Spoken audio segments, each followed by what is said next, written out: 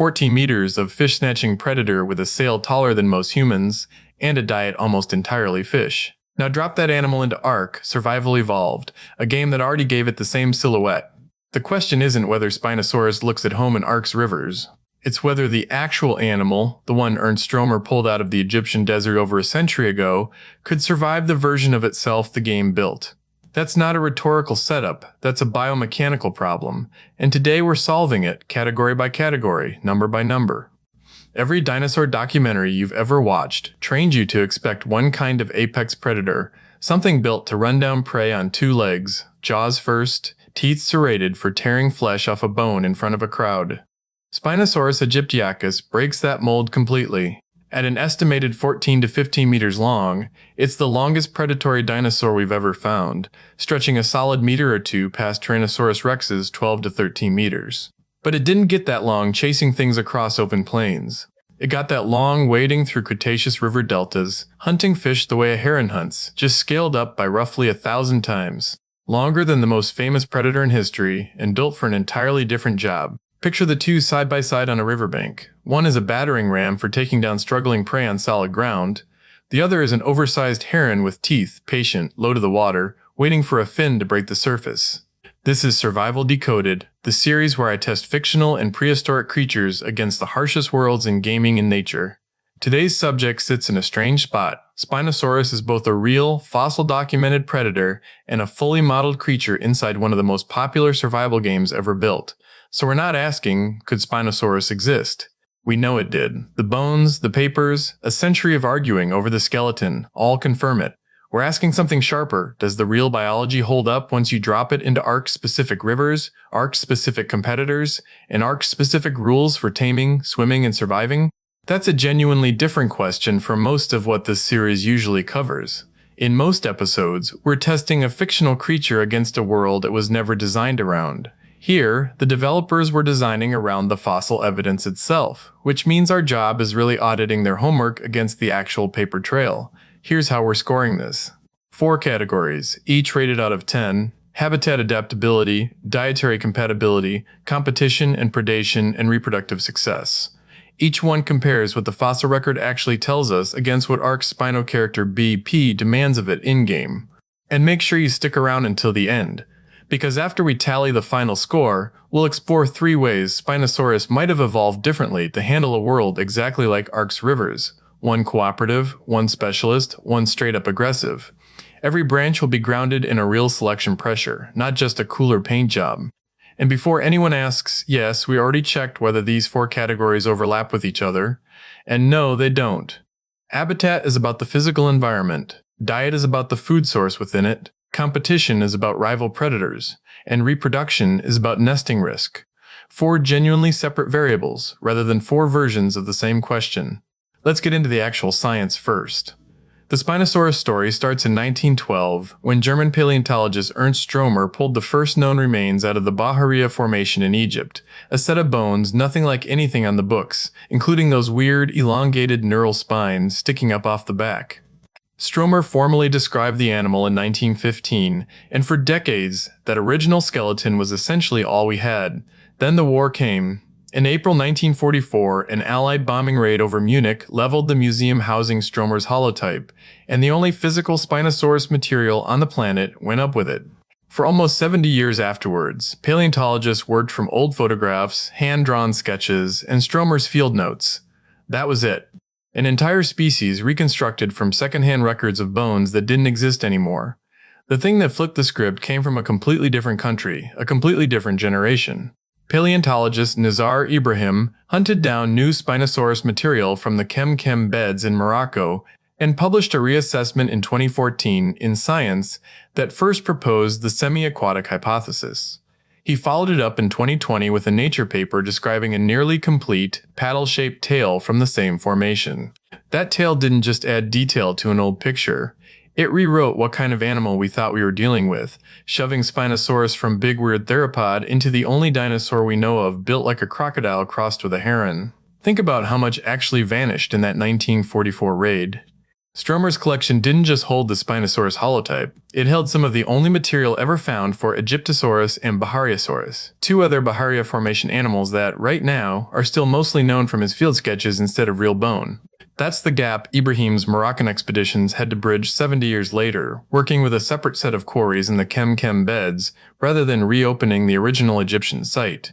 His 2014 science paper described new bones, sure, but more than that, it stitched together a composite skeleton from multiple individuals collected across several field seasons, then digitally modeled the whole thing's proportions and center of mass to test whether a bipedal, land-hunting stance could physically carry that body plan.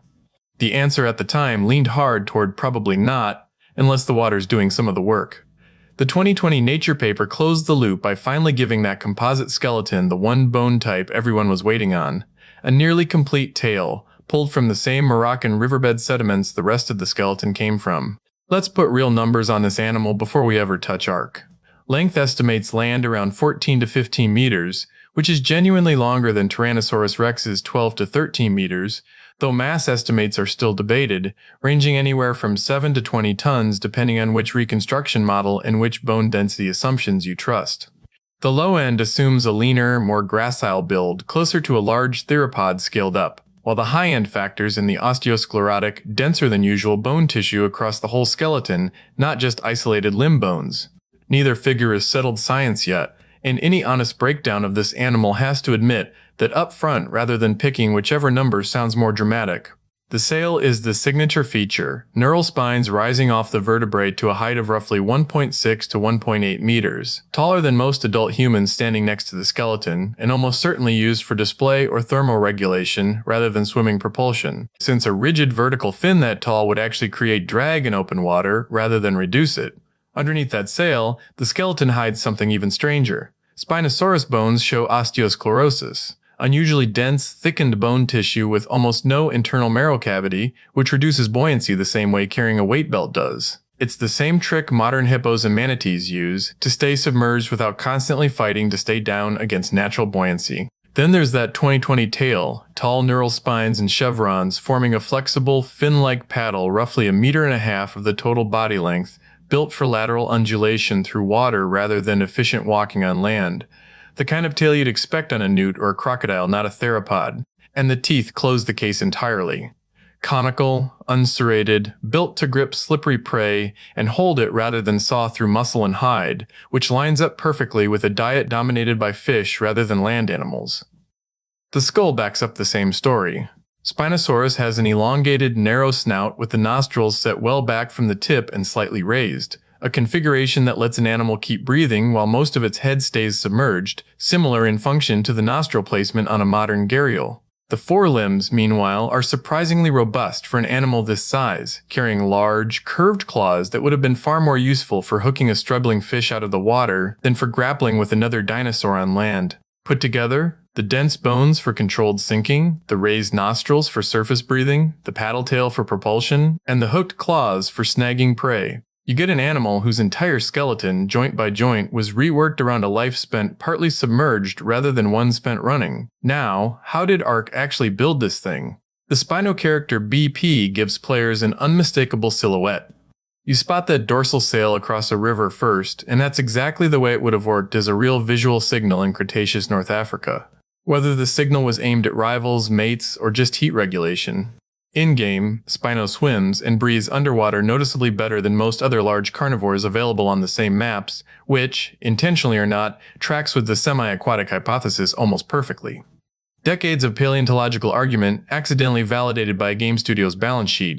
It's also one of the few large carnivores in Ark that can carry a platform saddle, letting players build a small mobile base directly on its back, useful for exactly the kind of long river routes this creature is modeled to travel. Taming it is passive too, just leave fish or prime meat nearby rather than knocking it out and fighting it into submission, which mirrors a fish-dependent animal more than a land-hunting one. Longtime players actually argue about Spino's stance.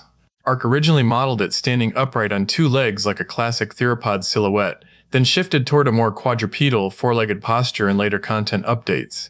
And that in-game controversy is, almost beat for beat, the same debate paleontologists have been having about the real animal's posture on land, tripodal biped versus a slower quadrupedal wader. A smaller detail, and a rare case of the game accidentally matching a real anatomical trade-off, Spino's stats consistently rank it as one of the slower large carnivores on land, a step down from the ambush speed of something like a Carnotaurus, but among the fastest at moving through deep water. That land versus water speed split isn't a random balance decision. It mirrors the real trade-off of that dense, heavy skeleton. Sinking optimized bone is a poor deal on solid ground, but it's exactly what you'd want if most of your hunting happens below the surface. In the real Cretaceous, roughly 95 to 100 million years ago during the Cenomanian stage, Spinosaurus lived in the shallow river systems of what's now the Kem Kem beds, a warm, fish-rich delta environment it shared with the giant crocodilian Sarcosuchus imperator. That's not a coincidence, it's the exact kind of habitat its whole body plan was built for: shallow braided channels, abundant fish stocks, dense vegetation lining the banks, warm year-round water temperatures that never forced a shutdown of activity. Drop that same body into Ark. The island maps, rivers, and the redwood biome swamps are genuinely close analogs. Warm, shallow, fish-stocked waterways with reed clusters and rock shelves that mirror the Kem Kem ecosystem more closely than almost any other biome the game offers. The catch is mechanical rather than ecological. In Ark, Spino swims well by the game's own standards, but it doesn't have actual gills, so it's still bound by an oxygen meter like every other tamed creature, forcing it to surface on a fixed timer that the real, semi-aquatic Spinosaurus likely wouldn't have needed nearly as often. Real Spinosaurus, per the osteosclerosis and paddle-tail data, was probably built for extended submersion measured in many minutes, not the short sprint and surface cycles a game oxygen bar imposes. Compare that oxygen bar limitation to a flying tame like an Argentavis, which never has to think about air supply at all in its own domain. Spino is the rare Ark creature whose native environment actively works against one of its own stat mechanics, throttling exactly the endurance the fossil record says it should have in abundance, a meaningful downgrade from what the fossil record implies about its actual endurance underwater. Still, the underlying habitat match, shallow warm river, abundant prey density, dense bank vegetation, minimal seasonal temperature swing, is about as close as this franchise gets to reproducing a real fossil ecosystem. Compare that to how the game treats an actual deep ocean specialist like Mosasaurus, which suffocates fast the moment it's dragged into shallow water it was never built for. Spino has no equivalent weakness in its own matched biome, because the shallows are exactly where its body already wants to be. I'm scoring Spinosaurus a habitat adaptability rating of 8 out of 10. Diet is where the fossil evidence gets almost embarrassingly specific. Isotope studies on Spinosaurus teeth point strongly toward a fish-heavy diet, the chemical signatures lining up closer to modern crocodiles and turtles than to the land-hunting theropods from the same formations. The teeth themselves back that up. They're conical, unserrated cones built to grip a slippery, wriggling body, not to shear through muscle and hide like a serrated blade on a struggling land animal. That's a highly specialized setup. It's not a generalist carnivore's mouth. It's a fish catcher's mouth, closer in function to a crocodile's interlocking jaw than to a Tyrannosaurus's bone-crushing bite. Ark simplifies feeding down to a food meter and stackable item slots, and prime fish meat happens to be one of the most efficient foods you can load into a Spino's inventory. Fish basket set bonuses in several game modes reward exactly the fishing strategy this creature's real anatomy would have pushed it toward anyway. Here's what actually works in the real animal's favor. Ark's rivers are stocked with fish in numbers that would make any Cretaceous delta jealous. They respawn constantly, clustering predictably near reeds and rock structures where a patient hunter can camp. A real Spinosaurus wouldn't need to compete hard for that resource. The supply density in Ark's water columns dramatically outpaces anything a genuine river delta ecosystem could sustain across a full breeding season. The mismatch isn't behavioral. It's just that Ark's feeding system doesn't reward specialization the way real prey scarcity would have during a lean season. So some of what made this a razor-sharp evolutionary adaptation gets flattened into a simple eat fish, gain food value loop. Even flattened, the underlying compatibility between real anatomy and available resource is strong, arguably stronger than for any other large predator on the map. Contrast that with a strict land carnivore like Allosaurus, which has to actively chase and knock out large dinosaurs just to keep its food meter topped up. Spino, by comparison, can sit in one good fishing spot near a reed bed and let the food come to it. That's close to a direct translation of how a real ambush fishing predator would behave in a resource-dense delta. So I'm giving Spinosaurus a dietary compatibility rating of 9 out of 10. Okay, here's where the real animal's survival strategy starts crumbling under Ark's mismatch. In its actual Cenomanian world, Spinosaurus shared North Africa with Carcharodontosaurus saharicus, an apex land predator around 8 tons, with a skull designed to slice flesh in short, powerful bites. By nearly every modern reconstruction, Spinosaurus avoided direct confrontation with it. That's not cowardice, it's an evolutionary play. The animal went hard into the water column, basically opting out of a land fight it probably couldn't win. It carved out a niche in the shallows where Carcharodontosaurus had no anatomical reason to follow. Ark doesn't hand it that same escape route, and that's the whole issue. Its endgame creature roster throws in threats that never existed in the real Cretaceous pressures shaping Spinosaurus. Giganotosaurus prowling the open ground the animal would need to cross between river systems, Mosasaurus ruling the very deep water Spinosaurus might retreat into for safety, and a Managarmr that adds an aerial ambush with zero real-world analog in any theropod's evolutionary toolkit.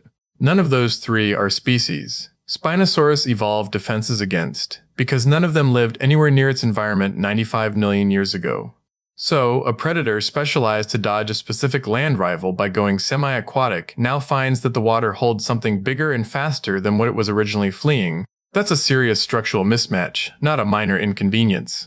Let me put numbers on it. A fully grown Mosasaurus in Ark dwarf Spino, in raw size and bite force, and unlike Carcharodontosaurus on land, it actively hunts the same deep-water stretches a real Spinosaurus would drift into as a river widens.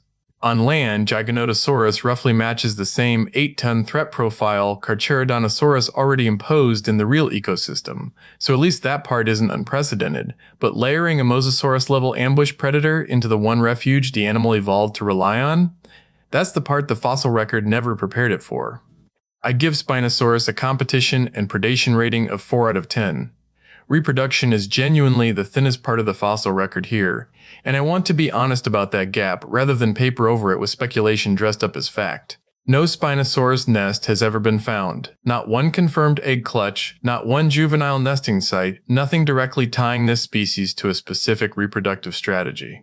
The absence isn't neutral. It tilts the evidence toward the semi-aquatic hypothesis, because an animal building exposed nests on riverbanks in a habitat shared with Sarcosuchus imperator, a crocodilian estimated to have grown past 10 meters and known from bite marks on other dinosaur bones nearby, would be putting every single clutch at serious predation risk. We're left inferring nesting behavior from relatives and ecological pressure rather than from direct fossil evidence, which is a real limitation on how confidently we can score this category at all.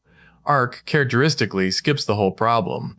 Its breeding system runs on a universal egg-laying and imprinting mechanic that applies the exact same way to every tame species on the map, herbivore or semi-aquatic fish hunter alike, with zero mechanical accounting for riverbank predation risk, nest placement, or seasonal water levels. That's a complete mismatch with what little evidence we do have about this animal's likely reproductive vulnerabilities.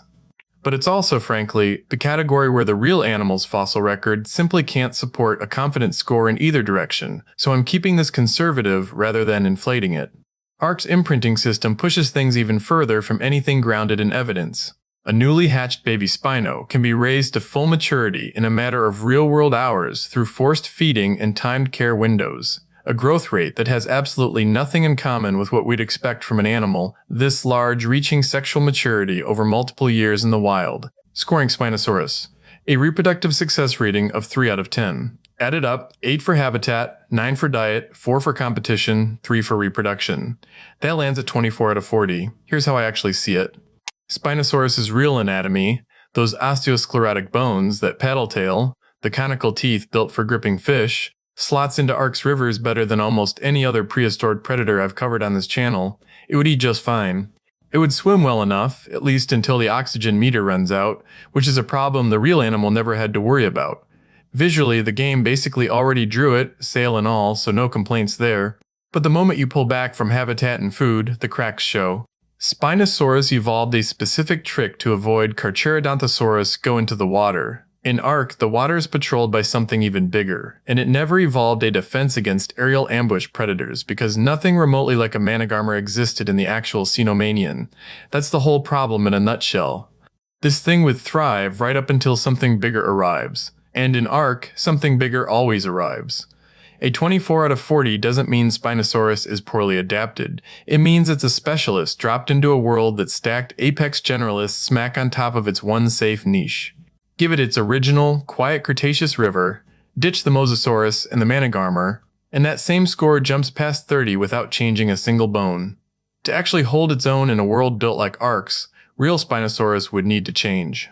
Here are 3 speculative branches, each one shaped by a specific selection pressure rather than by wishful thinking about what looks cool on a thumbnail. Branch 1, the Cooperative Specialist. If solitary river fishing kept losing ground to bigger aquatic predators moving into the same channels, selection would favor individuals that tolerated close neighbors along the same fish-rich stretch of river, the way modern crocodilians sometimes cluster tightly at seasonal fish runs without any real active cooperation between them. Over enough generations, that loose physical tolerance could sharpen into genuinely coordinated group ambushes at narrow river bends, multiple Spinosaurus working together to drive entire fish schools into shallows too tight for a single Mosasaurus-sized predator to follow them into. This branch doesn't get bigger or meaner, it gets smarter about numbers, trading individual power for group efficiency. The trade-off is real though. Coordinated group living means more mouths splitting the same fish stock, so this branch only wins in rivers rich enough to support the whole group without anyone going hungry, which, conveniently, is exactly the kind of fish density Ark's rivers already provide. Branch 2, the Adapted Deep Specialist. If competition kept intensifying in the shallow water Spinosaurus already dominated, selection would favor deeper submersion instead of open confrontation with whatever moved in. That means denser bone tissue than the osteosclerosis we already see in the fossil record, longer breath hold capacity built around a larger, more efficient lung structure, and a tail proportionally larger than the 2020 paddletail fossil, built for sustained cruising in deeper channels where a surface-bound Mosasaurus loses most of its ambush advantage. This branch survives by outdiving the threat entirely rather than outfighting it, disappearing into water depths the competition simply can't follow. The cost is mobility on land. A skeleton pushed this far toward negative buoyancy would struggle to haul itself onto a riverbank at all, meaning this version of Spinosaurus would essentially trade away the amphibious flexibility of the real animal to become something closer to a fully aquatic specialist, more comfortable than any of its ancestors below the surface and considerably worse above it. Branch 3, the Aggressive Hyperpredator. If retreat stopped being a viable option at all, say river systems shrank over time and shared territory became genuinely unavoidable, selection could favor the complete opposite response, a heavier, more robust skull, thicker jaw musculature capable of a harder bite, and real ambush speed built for direct confrontation with apex aquatic rivals instead of avoidance. This is the riskiest branch biologically, essentially betting evolutionary pressure toward becoming Mosasaurus's problem instead of remaining its prey, and it's exactly the kind of arms race real fossil ecosystems occasionally do produce when 2 apex lineages get forced into the same shrinking territory. Think of it as the Spinosaurus lineage converging back towards something closer to Carcharodontosaurus in raw combat ability, except starting from a semi-aquatic base instead of a fully terrestrial one, bulkier, meaner, and finally willing to contest the exact water column it used to avoid. 3 branches, 3 completely different bets, cooperate as a group, specialize deeper and disappear, or escalate and fight. Real evolution doesn't pick whichever option sounds the coolest in a script. It picks whatever pressure the actual environment applies, generation after generation, with no say in the matter from the animal itself. If I had to bet on which branch actually plays out in a river system stacked with Mosasaurus tier competition, I'd lean toward the deep specialist path. Escalating into a fight with something that already outweighs you several times over is a losing wager across most fossil case studies we know of, and cooperative fishing only pays off if the group can actually outproduce the extra mouths it needs to feed. Disappearing into water nothing else can reach is, historically, the boring answer, and the boring answer in survival biology as in Ark itself is usually the one that wins. If you like this video, hitting like and subscribe helps you catch the next one. And if you want to go a step further, joining as a YouTube member gets you early looks at upcoming videos, early access when they drop, and custom emojis of the channel's creatures. Down in the comments, tell me which creature you'd like me to pit against. Ark next, real, fictional, or something in between. I'm curious what you'll throw at me. Until next time, stay curious, and I'll see you in the next one.